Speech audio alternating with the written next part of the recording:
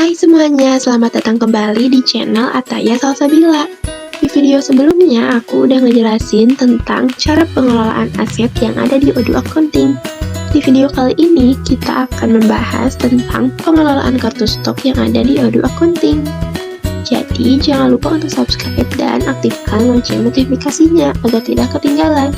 Yuk, langsung aja kita mulai.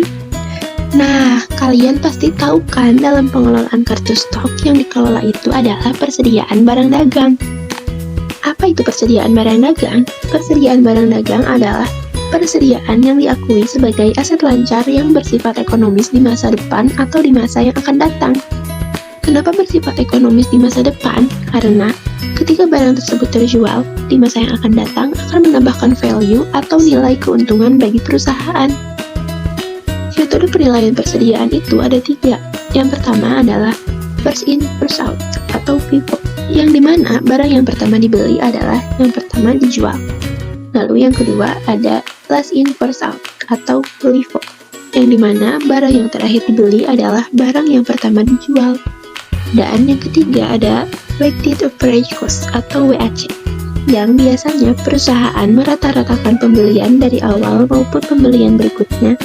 Ini itu dirata-ratakan dan nanti akan menjadi patokan sebagai nilai dari cost of goods sold perusahaan. Nah, gimana sih cara mengelola kartu stok dalam Odoo Accounting? Dalam pengelolaan kartu stok ini tidak hanya melibatkan fitur Odoo Accounting saja, tapi juga melibatkan fitur-fitur lainnya, seperti misalnya purchase, inventory, sales, dan accounting.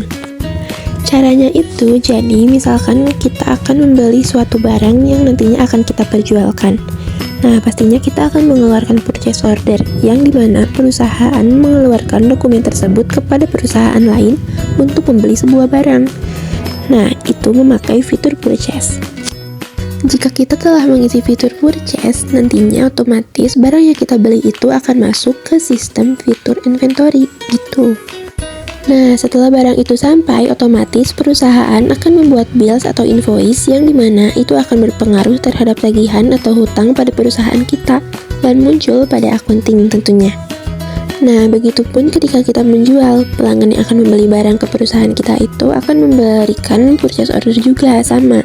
Tapi perusahaan kita akan mengeluarkan sales order tentunya.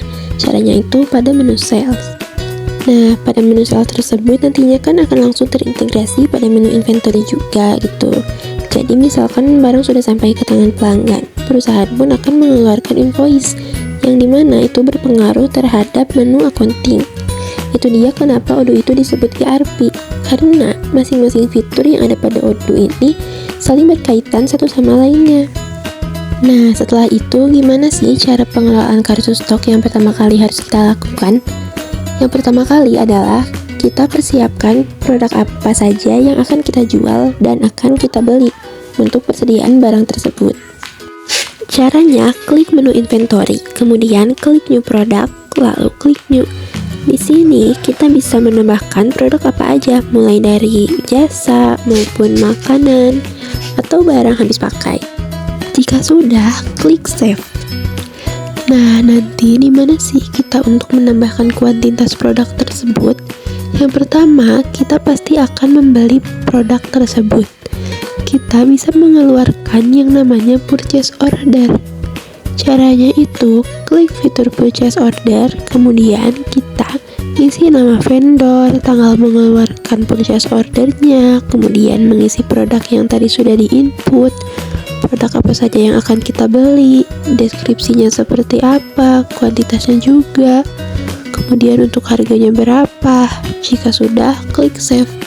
Nantinya perusahaan akan melakukan validasi apakah produk tersebut sudah diterima atau tidak. Jika sudah, akan mengklik bills atau tagihan yang dimana nantinya bisa bersambung ke accounting. Kemudian, klik menu bills dan akan muncul di inventory-nya juga. Nah, itu ketika kita membeli suatu persediaan barang dagang. Nah, bagaimana sih ketika menjual?